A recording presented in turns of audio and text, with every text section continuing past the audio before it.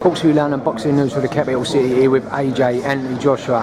Just had the press conference there with your man Kevin Johnson. How do you summon up words to reply to something like that, Anthony? Listen, I was stuttering. This ain't my game, you know. I'm in the gym. I'm a fighting man, but I got a lot of respect for the guy. You know, he's a funny guy. He's an entertainer.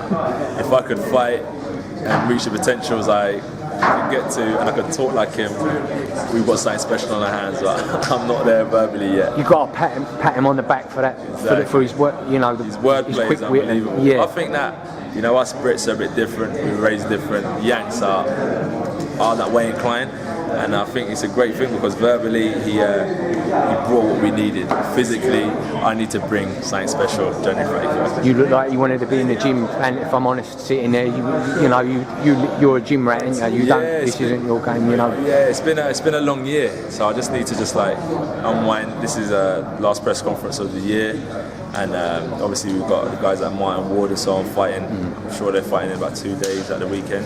Few days, so that's the last bit of boxing I'll probably watch this year. Yeah. And then I'll start cracking on with my training, focusing on myself. Did a joint interview there with Dillian Whyte and Kevin Kingpin Johnson, and both were quick to say they know how to beat you. Obviously, talking about going back to the amateurs is. I mean, that's their words, not mine. No, listen, how do you react to something like that? I think then it's just verbal. That's what we're saying about Johnson. Dylan's British, so he's just a bit more toned and dull with his verbal content. Kevin Johnson's a bit more lively, so he's a bit more hype with his verbal content. So to me, it's all irrelevant because fights are fights, and they're one in the ring, not at press conferences, not in interviews. Have you and Dylan spoken, if you don't mind me asking, Anthony?